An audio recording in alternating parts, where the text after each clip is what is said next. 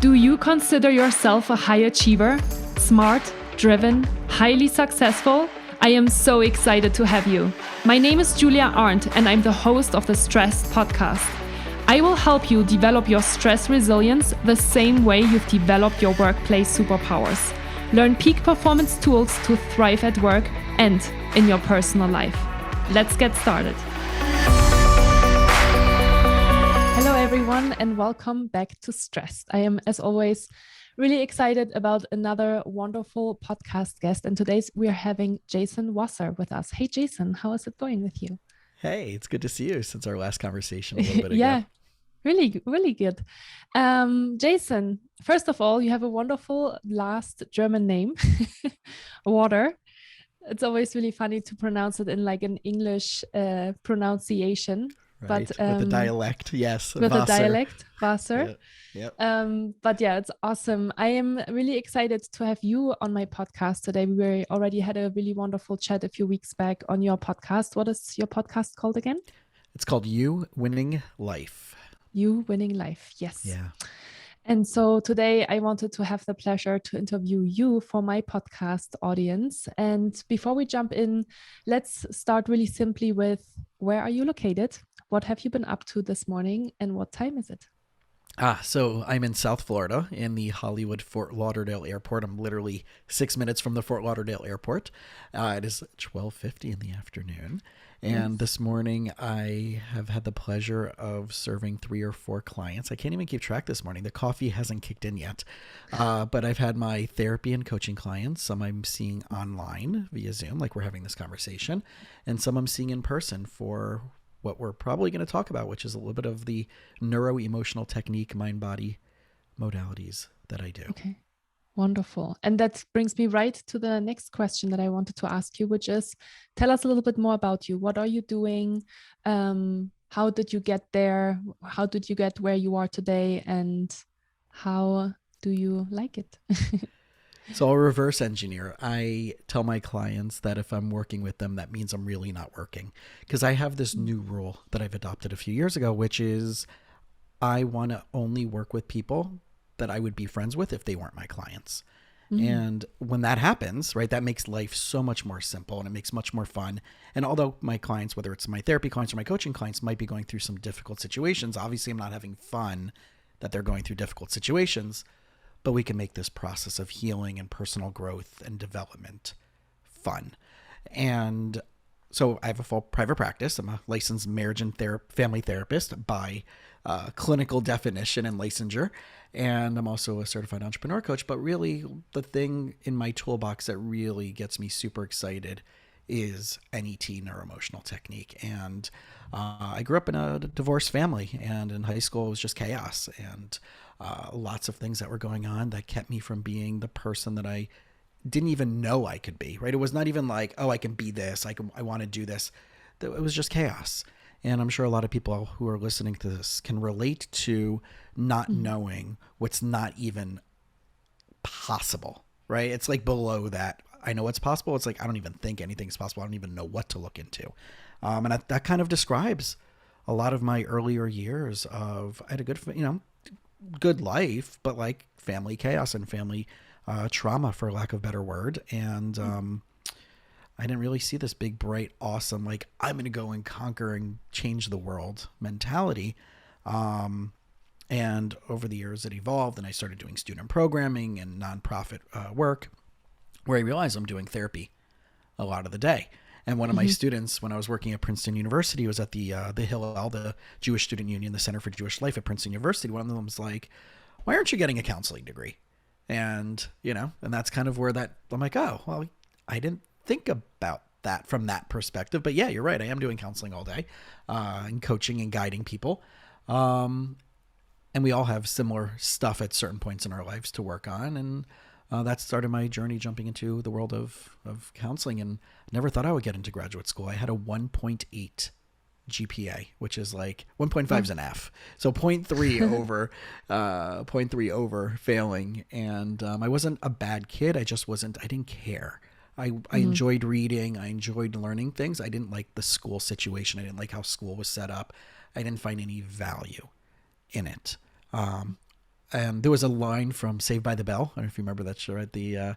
So it's a great show from the '90s, and it was about these high school kids in like this fictitious town in California, surfer town, and the main character Zach Morris goes, "School? Of course I love school. What else am I supposed to do between the weekends?"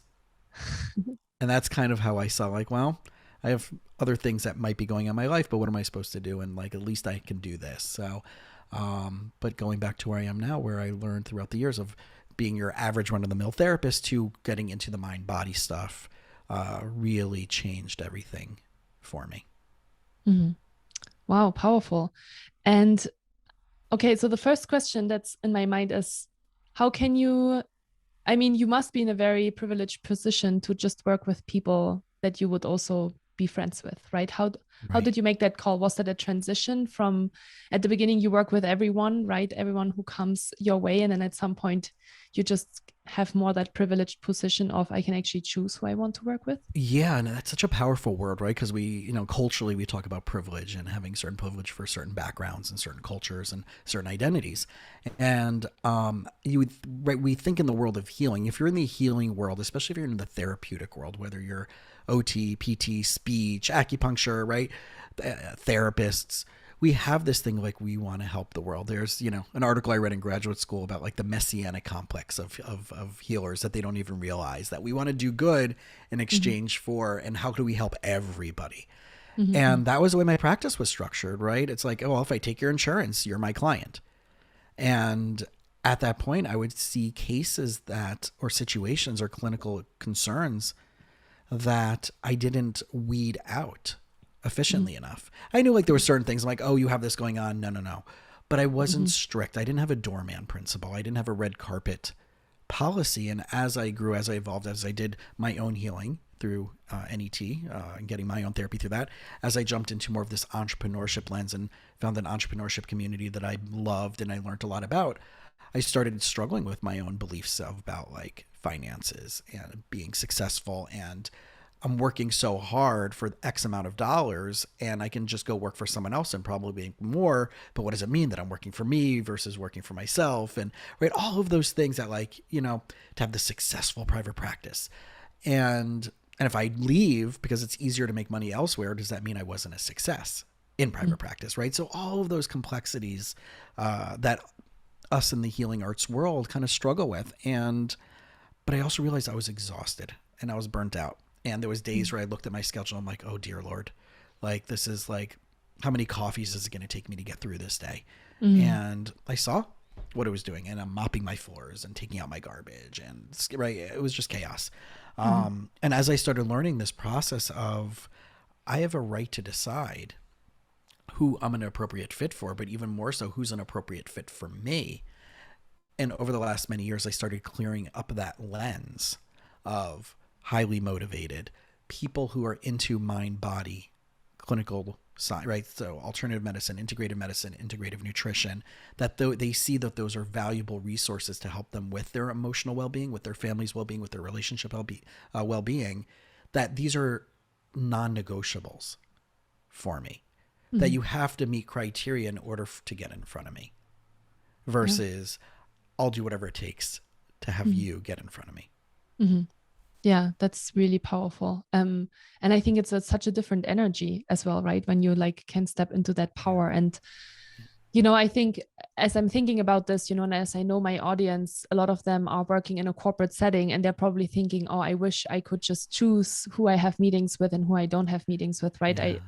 I think that goes back to like the privilege, but yeah, I don't know. I don't know if there's like a perfect solution for that, where you are like, well, I just choose what I want, but maybe over the long term, not maybe short term, but maybe over the long term, you would choose projects that you're really passionate about, that like align maybe the right people for you as well. And then I still think you will still sometimes also come across more difficult people, but I think especially from the difficult people, you can actually learn, or from the, not just people, right? Maybe more difficult relationships, you can learn so much about yourself because they trigger usually something in you that you need to look at yourself. Oh, absolutely. And it's interesting because people, if you're listening to this and you are working in a corporate environment, if you have anybody that's working under you, or you have hiring privileges or management decision privileges, you can have that impact. There's that whole idea of, well, but I'm not an entrepreneur.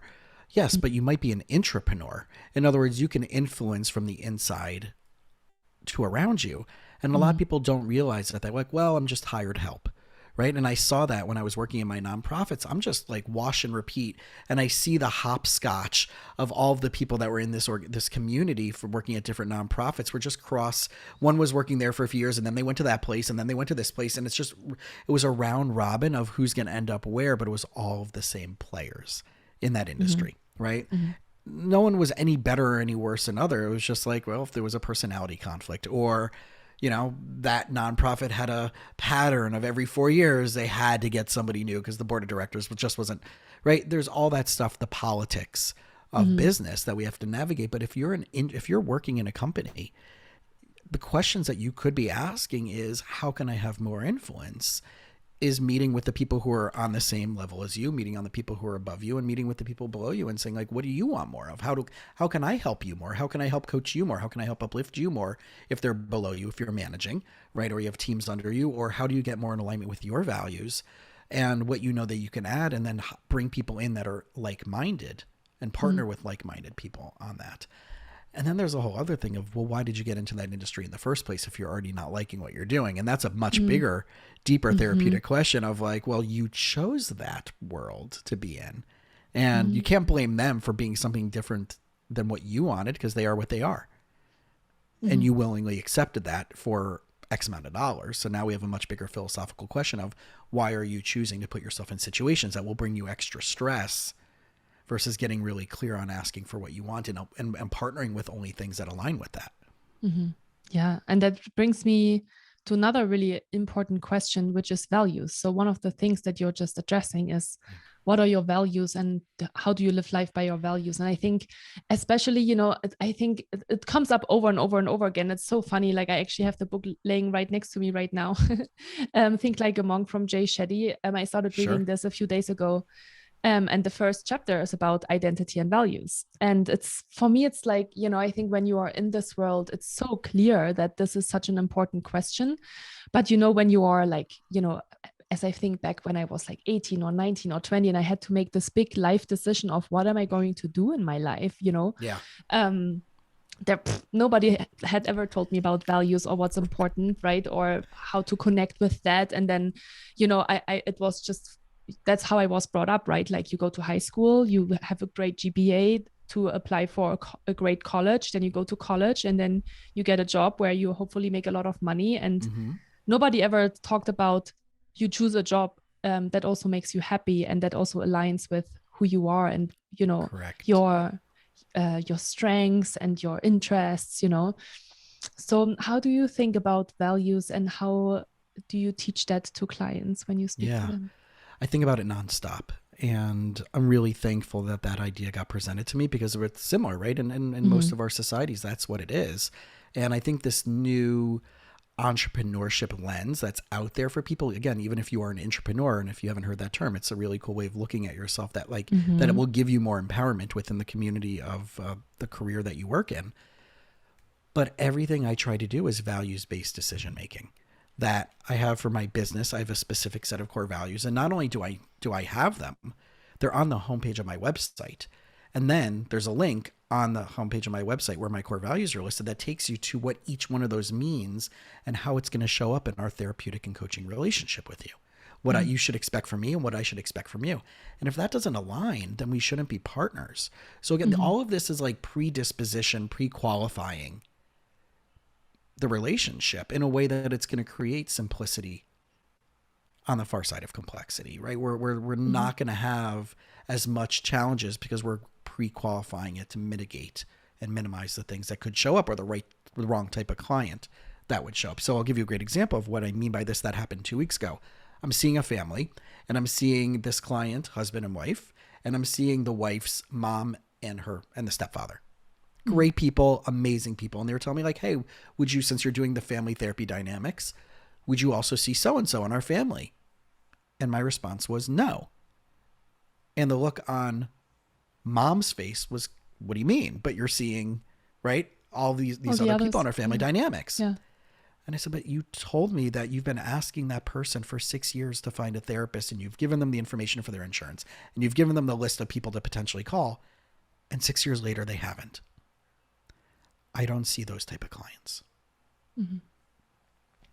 That's what that means, right? That's the doorman. That's the red carpet of who, because that's going to be such a pain in the ass. That's going to bring chaos to what we're doing. Now that person, I'll help them find another therapist for that person. Mm-hmm. They can join as far as a family therapy situation, but I won't individually work with that person because there's no bare minimum buy-in to this process. And that sounds a little bit critical, and it sounds a little bit judgmental and a little bit, but maybe you can get them to be there, right? I'm not in the game of getting someone to be something that they don't already have a bare minimum. Mm-hmm. And think about it in relationships and dating and friendships. If only like this unconscious thing that we put out there, if I give this to my partner or the person I'm dating, and like maybe I'll do enough of that and they'll finally give me back my needs, right? It's this unconscious manipulation. Mm-hmm.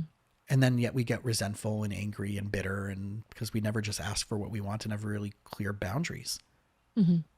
Yeah, 100%. Right. And that's how, I think that's kind of where if I'm playing with my core values, and they're very simple. It's compassion, enthusiasm, growth, self-awareness, and authenticity. Those are the core values of my business. But it's also what I'm challenging my clients to. It's not just what you're going to see from me and what you like the goals are, right? I mean, the macro of like, this is what you're going to get. You're going to get compassion from me. You're going to know that I'm enthusiastic to see you. I'm committed to, with your 100% investment, to growth, self-awareness, and helping you and the people you love who are involved in this process, your friends, your family, your relationship, if they're involved in this, your business, to have that authenticity, which is purpose and meaning, right?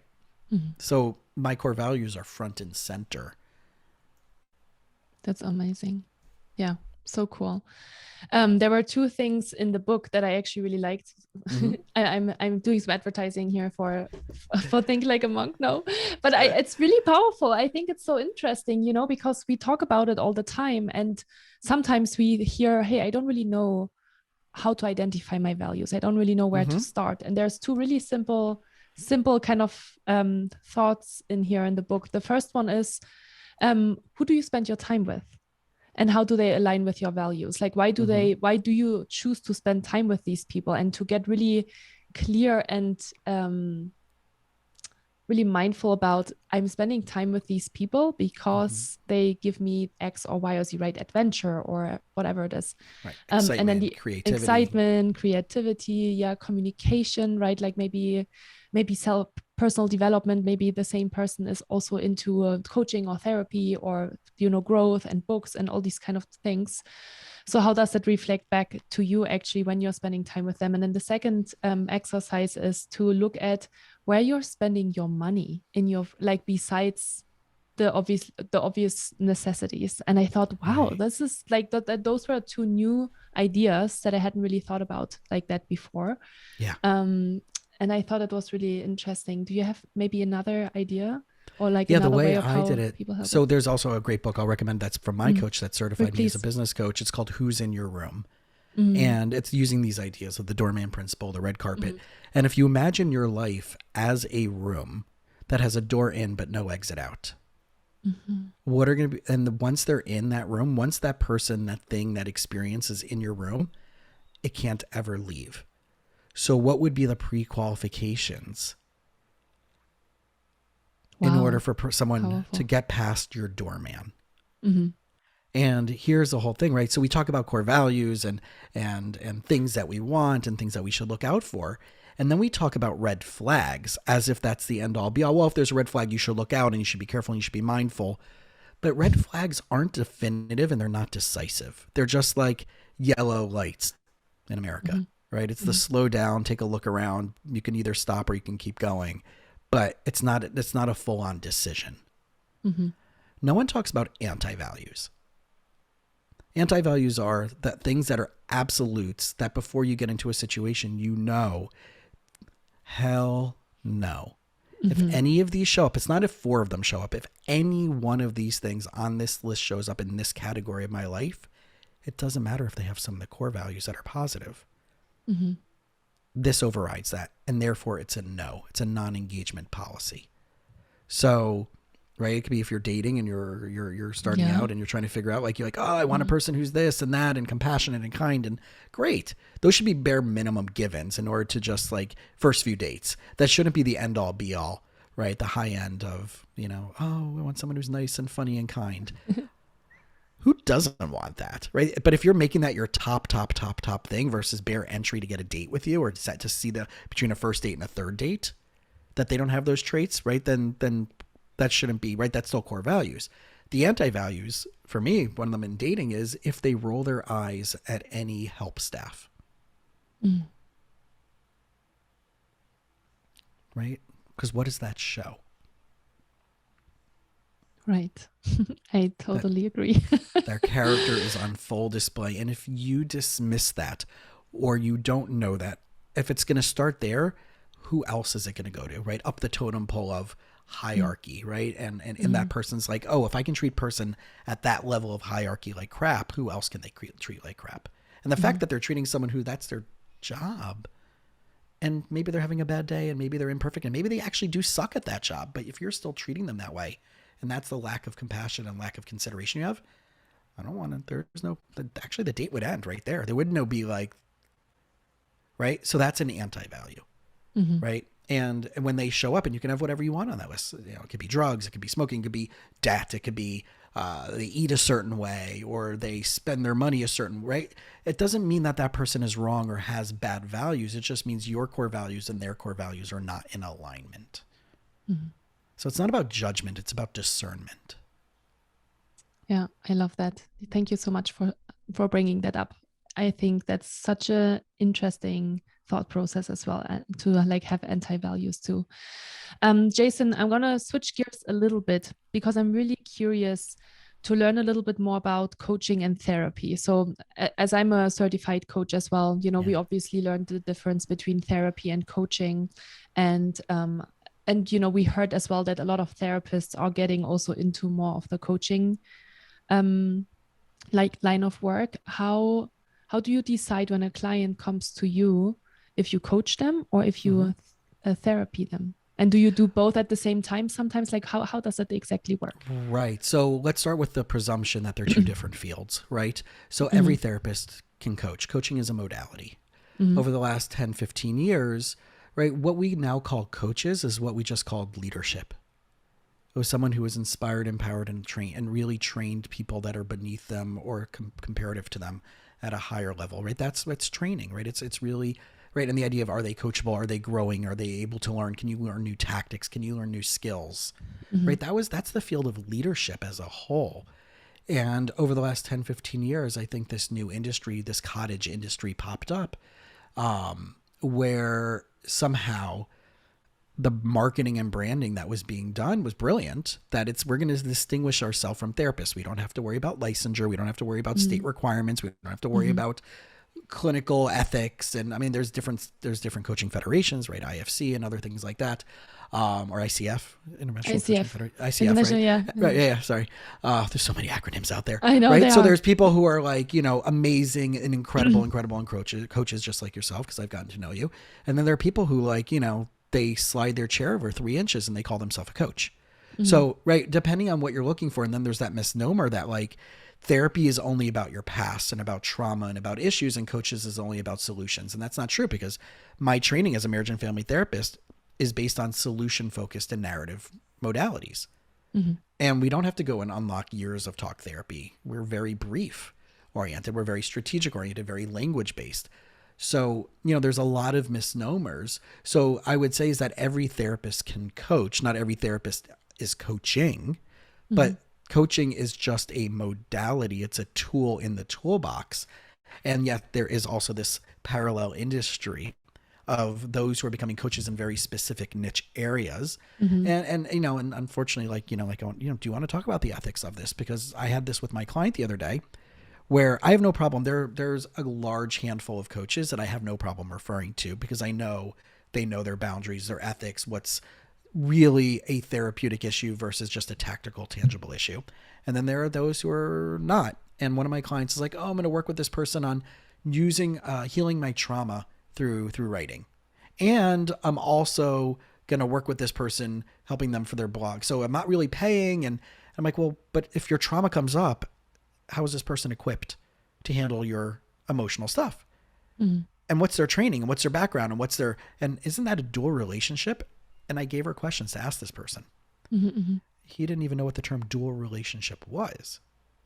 He didn't even have an answer for, well, if I get really emotional working, and what happens if you don't like my work? Then what happens to our coaching, right? So there's much more, those who are certified with clean certifications, those who have good boundaries, who have good contracts, all that stuff like that, right? Such as yourself. That's a great world to be in.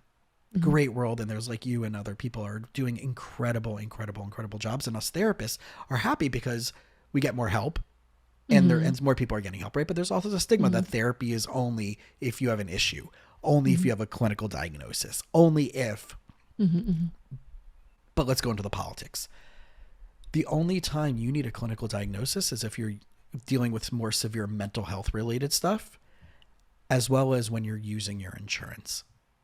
So the insurances require a clinical diagnosis on record, and they only cover certain things and certain that have to be clinically necessary for treatment. So my practice is fully out of pocket, except for TRICARE Military, and it's evolved over the years. I was fully in 6 or 7 insurance panels to now being in 1, which is the military insurance. None of my clients get a diagnosis because having stress, having some anxiety, having some sadness or some grief doesn't mean you have a diagnosis. It just means you're going through some crap. It's called an adjustment disorder. So it's like going into Gap and getting a khaki pair of pants. It goes with everything. So I want people to know, like, there are amazing coaches that can help you with so much. And there are amazing therapists that can help you with so much. And there's some really crappy therapists too. Let's call that out. There's some really awful therapists out there. And coaches too. Like I think awful coaches. Yeah. And there's good Humans raters and bad raters, like you were saying. Yeah. Right. But you want to know what their expertise is, right? If you see someone doing the shotgun approach, we're like, I'm good at this and I'm good at this and I'm good at this and I'm good at this and I'm going to teach you this. And, like what's the difference between marketing and sales and actual legit coaching, right? So I think that people need to, like, what is it that, you want to find the people that are experts in that. And I think my leverage is as a systemic trained therapist. Marriage and family therapy is a misnomer.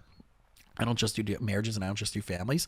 And I actually wish that they would change the title of this licensure.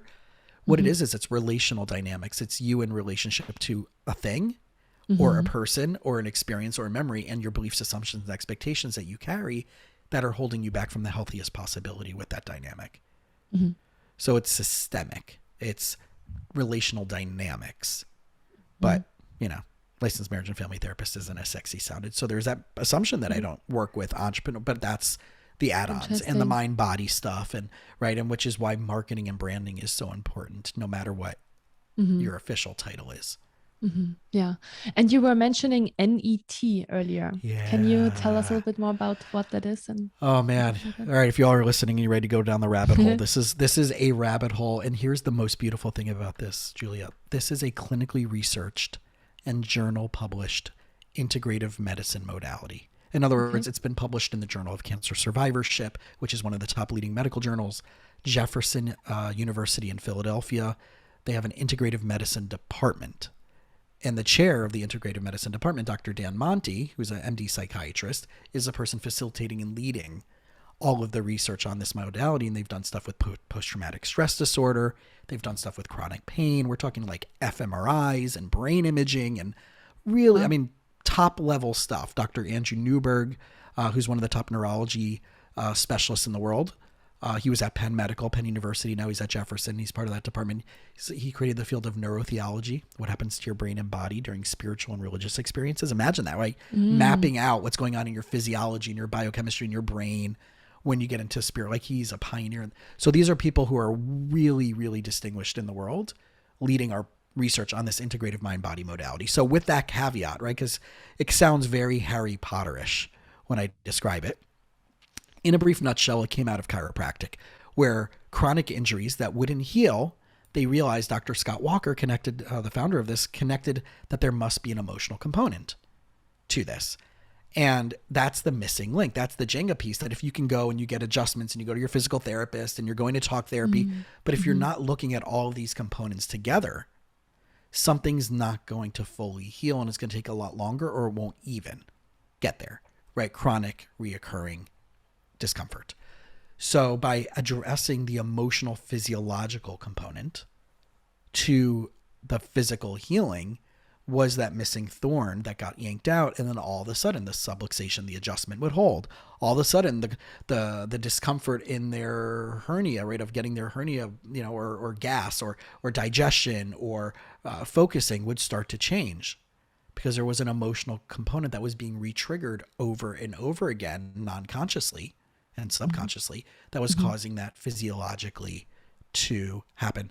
Candace Pert wrote a book called Molecules of Emotion, that if anybody wants to see the neuroscience, and Biology of a Belief is another great book on that. But to see how the emotions are actually connected to our neuropeptides in our DNA. So they're anywhere, they're all over our body. So you can have a pain in your back from someone that's a pain in your back, right? But you wouldn't know. So NET uses muscle testing, applied kinesiology with Chinese medicine meridian points to help whittle down the specific story, the way the mind body, not your rational brain, but your limbic system, and then resync it, and then basically help that resolve itself by returning to normal the way your body should be, without triggers, traumas, exposure to toxins, and all the other human experiences we go through, so the body can naturally heal.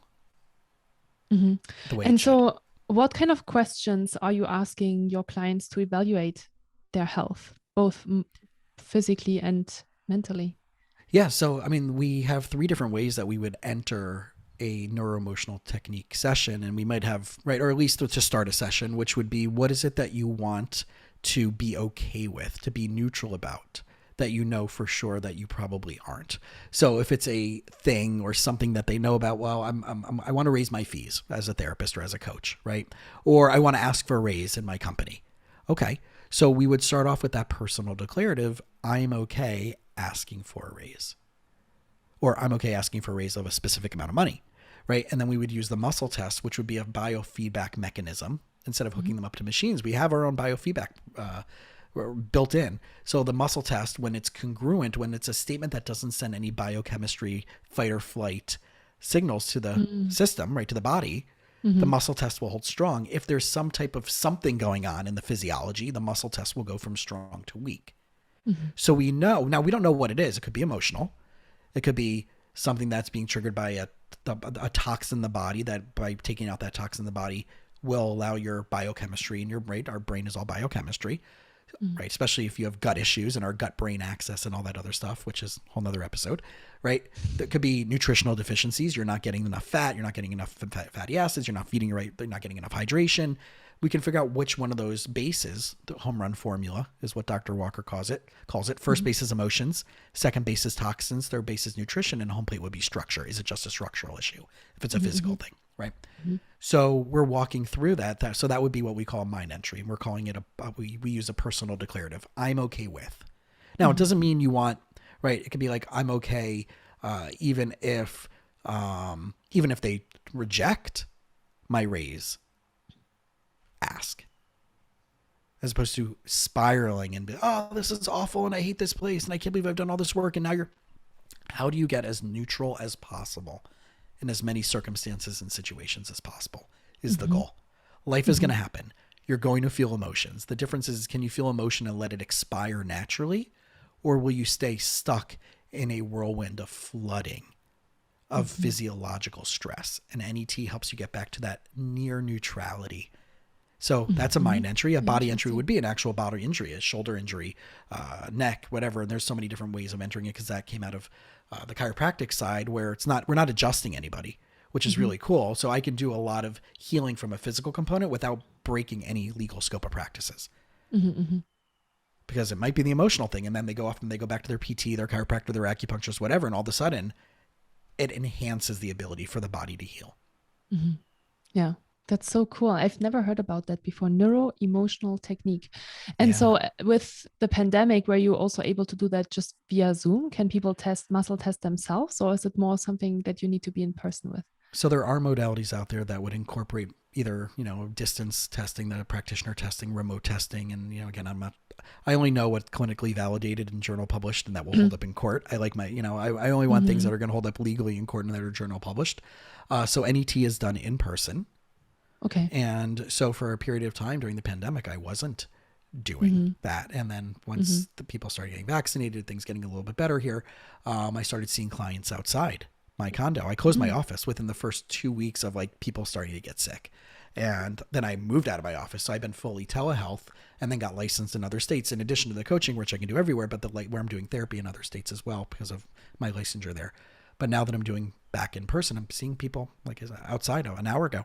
I was outside under a beautiful tree next to a golf course, and my clients meet me there now, and they're like, "Great, let's just get to work." And that's what it is. But NET is done in order to be the clinically validated, right? Standing behind the empirical research. It's an in-person practitioner with the client modality, and all the practitioners are licensed at a master's level and above in a healing art field that carries licensure. So acupuncture, chiropractic, physical therapy, OT, PT, speech, nutrition, mental health, MDs. Yeah. Very interesting. Very cool. Thanks so much for sharing that. Yeah. And then the last topic that I wanted to get in with you today is the question around, is self-care just for hippies? So I feel like, as we're talking about all of these different things, it always has a little bit of that spirituality, like that spiritual touch, right? The woo-woo. Yeah. The woo-woo, exactly. And I've always tried, especially because I work a lot with the corporate world, I've always tried to actually leave that out a little bit because I know it could, deter a lot of people from like connecting with me. Because they might not feel, they might not be so connected to that part. How do you think about that? Like the spirituality of stress and self-care? Is it just for people that already believe in some sort of spirituality or spiritual practice, or can it be for everyone? Well, I think we'll go back to when medicine was split from a mind and a body paradigm, right? That the mind and body are not, it's not a mind body, it's mind and body, which is what we now call modern medicine. And that has become philosophically the world as a whole as we look at things. And now there's a reclaiming and return to that everything is mind body. There is no mind without the body, and there's no body without the mind. And so I think when you explain that, just that brief idea with a little bit of like in this, whoever Descartes or whoever it was that split that from the two, that's when things started changing. It's interesting, even in Chinese medicine, there's 5-element and TCM, traditional Chinese medicine, because they took out the spiritual element of it and it became purely medical. Even in the chiropractic world, there are chiropractic schools that train them to be just on par with medical doctors. And here's how, if you want to do surgery, you're going to have a surgery rotation, versus we're just removing the thorn from the body's natural ability to heal itself, right? So even in the world of chiropractic, that's become a thing. The world of therapy, same thing, right? It's the clinical diagnosis versus no, this is just a relational dynamic and you're stuck because of your beliefs, assumptions, and expectations that you have about the issue. The issue is not the problem. It's your belief about the issue that's a problem. Versus, oh, you have this? Oh, you must be depressed. Oh, you have anxiety disorder. Oh, you have post-traumatic stress, right? Two very different lenses. So I think that idea of, and I had this conversation with one of my clients today, he's like, I'm not a religious person. I'm like, yeah, but you're a very spiritual person. He's like, oh my God, yeah, I'm really spiritual, right? Like, we that religion and spirituality thing like that, I think that's changing also. So I think people are ready for this. I think, right, I would challenge you to be less afraid, of saying like, right, when I call with my podcast, right, the 4 pillars of my podcast are psychology, alternative and integrative medicine, entrepreneurship, and spirituality as it means to that person. And I think we're at that place where people are getting that spirituality, religion, or spirituality and woo-woo down the rabbit hole, crystals, blah, blah, blah, blah. I don't know. Read Joe Dispenza's You Are the Placebo. So does it work? Does it not work? We know placebos work. So powerful. Right? So I think people are ready to receive as long as we own what we own. And we say, here's who we've helped just like you. I've had a situation like this already. I know how to help you. It might be a little bit weird for you to do it this way because if you knew how to do it yourself, you'd already be doing it and you wouldn't need us. We're just here to get you out of your own way. So if you're open to trying that and you're a curious and creative person and you're like, all right, this might look weird or sound weird or whatever. Okay. I'm okay with that. Then great. then we're the type of people that are going to help you. Mm-hmm. Yeah, that's really cool. I love I like the thought around spirituality versus religion, because I think a lot like that too, where I'm like, no, I'm not religious, but I'm super spiritual, you know? Yeah. How do you And think there are about people who that? are religious who are not spiritual, right? And I Mm-hmm. think that that's what the awareness of that I started having in my early 20s of like, Mm-hmm. religiosity and spirituality. I mean, if someone has a healthy, good relationship with whatever they believe to be that process from a religious angle, fantastic. Then that is a spiritual experience. But if it's only dogma and rote ritual because it's out of fear and out of, whatever it might be, that I'm going to get punished, right? That Zeus Greek Mm-hmm. mythology type of God, which is, we know that's mythology, but yet that's incorporated into all of our different religions. I happen to be Jewish, and I don't have a God issue. I have issues with certain challenges as man and women have imparted and practiced religion, but it's not a God issue. God and I are great, right? It's human. We have to separate the humanity, that humans are humans, and we're going to screw it up, Mm-hmm. and that's where spirituality. I will incorporate spirituality from wherever I find will enhance me Mm-hmm. from different And lenses. so is self-care just for hippies or also for others? Well, I think the answer is pretty obvious, right? I mean, yeah, I think it's for everybody, right? And yeah, like that's the same thing like we were talking about, like therapists and coaches, right? It's good marketing. So Mm-hmm. hippies are right. Listen, there's plenty of hippies who need a lot more self-care because, Yeah. they're running away from the world and shunning all these ideas, and capitalism is bad and money is bad and right. Well, that's just beliefs, assumptions, and expectations that are making you run away from something. Doesn't make it right or wrong. It just makes it something that you have to work through yourself. Mm-hmm. Versus the other side of the world, like, who cares about the environment? Who cares about this, right? Who cares about it's all about making the money and then leveraging it, and okay, but then you're missing the other side too, right? Mm-hmm. So I do think there is a balance to it. Yeah. I do absolutely believe that self-care is a necessity and a must for everybody, no matter what your background is, and it's going to look differently. I mean, I do think that everybody should be meditating. I do believe that everybody should be eating cleaner and, even if you're not going organic, but get rid of high fructose corn syrup and all the sugars and all the fake sugars, and make sure you're getting your supplements. So no matter what, you need vitamin D, even if you live below the equator or close to, I guarantee you your vitamin D levels are low. And if you're super stressed out and you're having anxiety and maybe some depression, maybe you need to get your vitamin B levels checked, because Mm-hmm. 1 out of every 10 people with low vitamin B levels have neuropsychiatric concerns. Now, what are we talking about? We're talking about integrative nutrition Mm-hmm. for well-being.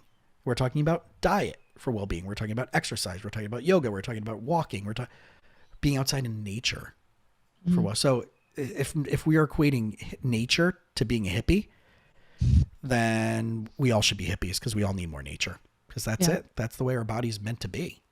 100%. How do you integrate self-care into your day-to-day? So it's so interesting because I'm doing all the nutrition stuff, I'm doing all the functional medicine stuff. And, I have this conversation with so many people. Like, I fully believe that the integrative nutrition and their supplements and ways that you can get yourself to be so protective from an immune side. And I did everything I did that I could do possible during the pandemic to heighten that. And I also got vaccinated. So I'm like, I want the best of both worlds, right? It's, this side and this side. It's not one or the other. And that's one of the things that I realized during the pandemic, that people are just like, it's either one or it's the other, but it can't be both, right? And I'm realizing that one of my beliefs are both and. Mm-hmm. And the more I both and things without it being hypocrisy, because it's only a hypocrite only if you believe it's hypocrisy, as long as it doesn't hurt yourself or others. It's not hypocrisy, you're just evolving.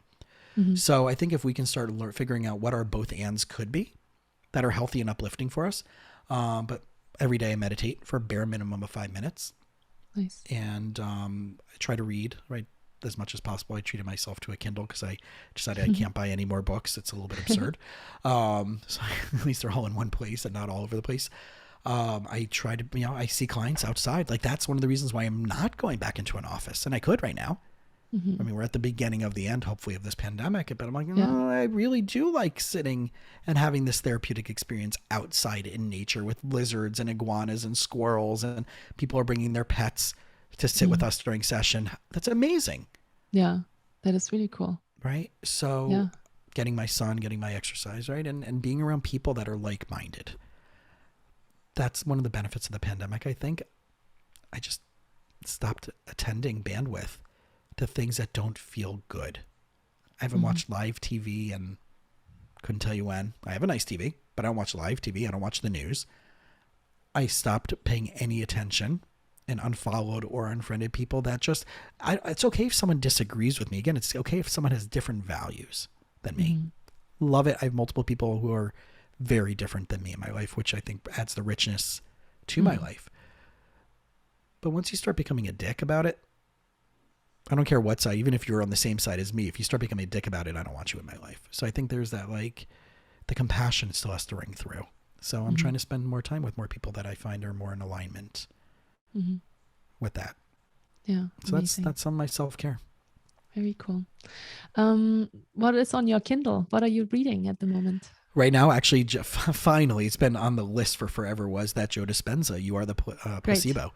Right. I mean, I have so many books on there that I've just transferred. Sure. I'm like, I didn't read that one. So that one, whatever, that's sitting on my bookshelf. I'm trying to get them all digital so I can sell off my physical books. And it's such again, right. Talk about a loaded identity, right? Because books are beautiful. They're rich. They're so beautiful, right. And obviously, right. I see a stack of books behind you and you can see mine behind me. And that's just one of my 6 bookshelves.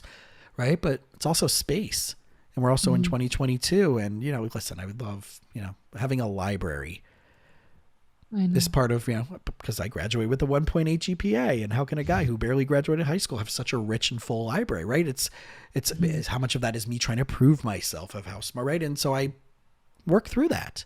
So but I can also downsize it to a thing that holds into my hand and backs up onto a hard drive. So, we all have to evolve in some ways. Yeah. I love that. Amazing. Cool. Well, Jason, this was such a rich interview and so many interesting insights from you. So thank you so much for being here today and sharing your your wisdom. They say sneeze on the truth. I know, I sneeze on it. Yes. So it was really wonderful to have you. I really appreciate all the insights. Neuro-emotional technique. Find that very interesting. I have never heard about that. I will definitely look into that. And I also thought, if anybody's interested for them, netmindbody.com, netmindbody.com.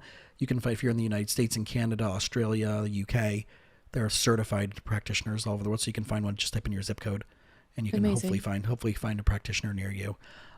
They're all certified on that. So they've all gone through rigorous training and workshops and certification week. So these are all really amazing, regardless. If you're like, oh, well, why would I go to a therapist for this thing? And why would I go to a chiropractor for an emotional thing? Because we're all doing the same exact modality, and it's not talk therapy and it's not body work. It's such an interesting overlap of physiological stress. It's a mind-body stress reduction technique and fits right for the topic of it. Sounds very sounds very applicable. And that actually brings me to the last question, which is, how can people reach out to you and connect with you if they are curious to work with you? For sure. So my podcast, right, has everything there. So it's You Winning Life. And for you guys know, Julia's going to be on an upcoming episode. I'm waiting for that to be batched and put into the queue of coming out. So stay tuned and subscribe to that so you can hear her awesome conversation that we had on my show. So you can get her as the guest instead of hosting and asking all these awesome questions. But that's right. So that's You Winning Life. My Instagram for that is You Winning Life. And my website is The Family Room SFL, which stands for South Florida. So thefamilyroomsfl.com. But just Google Jason Wasser, LMFT, and you'll find me somehow. All right. Awesome. Thank you so much, Jason. I wish you all the best for the future. And I hope we'll have another conversation soon about any of these other amazing topics that you kind of touched on, but we didn't really have time to dive deeper into today. Very much looking forward, and I appreciate hanging out with you again. Thank you, Jason.